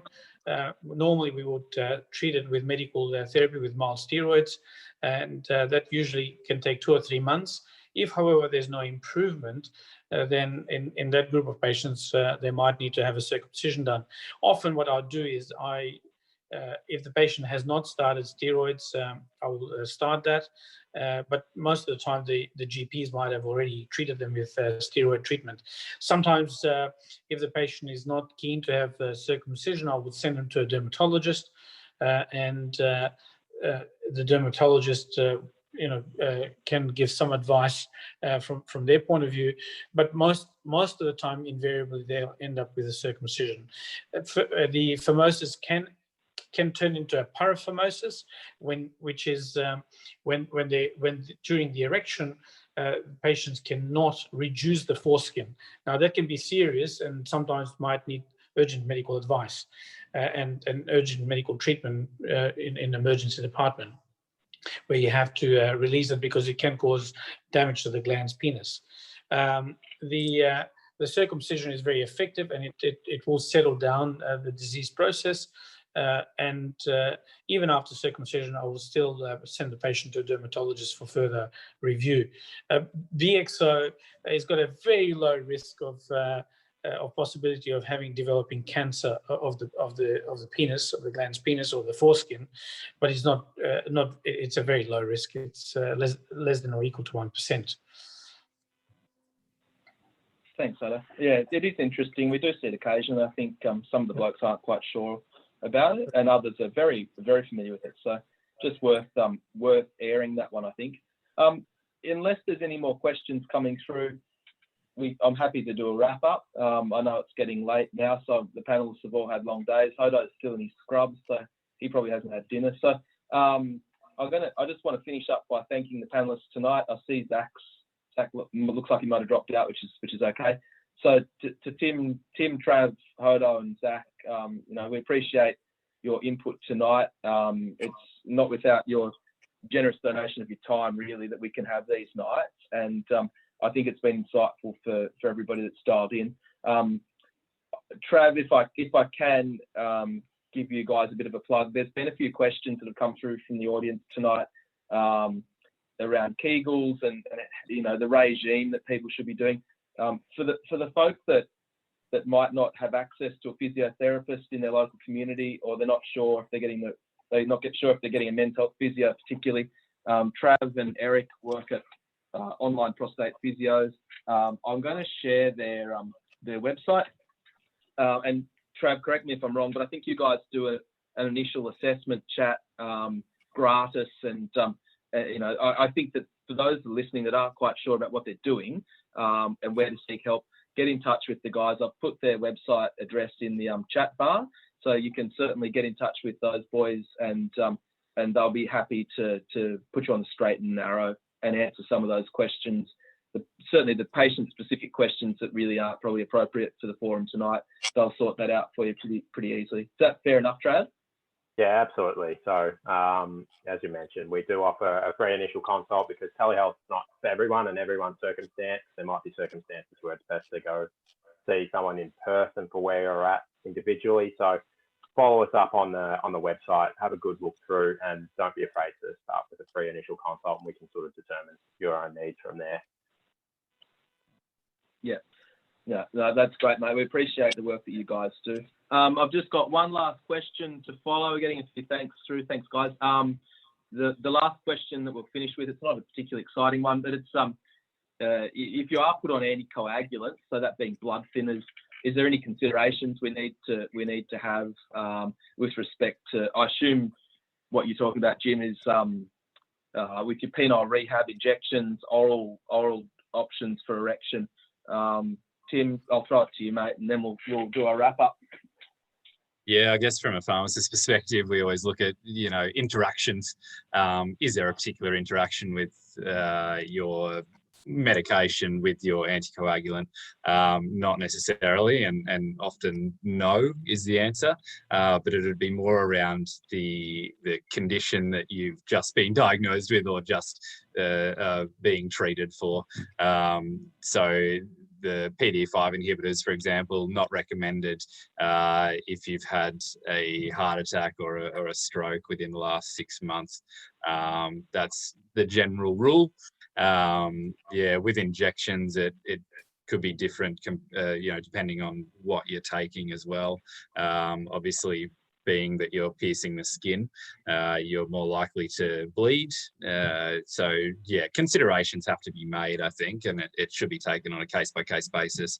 Obviously, to be put on something like that, something else has gone on, so that needs to be discussed as well.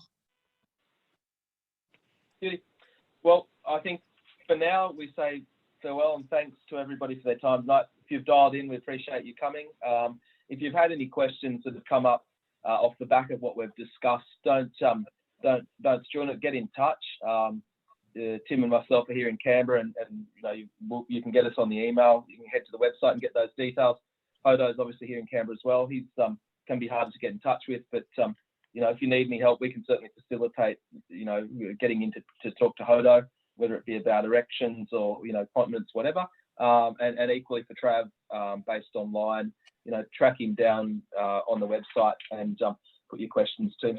I've got to say special thanks to the team at Movember. So Zac was here tonight on the coattails of the Movember crew, and I know we had a couple of their staff dialed in tonight, which was great. Movember does an excellent job, and I know a lot of the boys have made donations. So thank you to those that have made a donation. They do a lot of wonderful work with the men in our community. So to them, thank you so much for your support. I think that's it, guys. If anybody has any other questions or pressing, don't hesitate to get in touch. And this looks like it's done the recording okay. So, that'll be made available to people that subscribed as well. So over and out from here. Thank you, folks. Thanks to the panelists, and have a good night. Good night, everyone. Good night. Thanks. Thanks, Hodo. Thanks, Trav. Thanks for having us in. Thanks.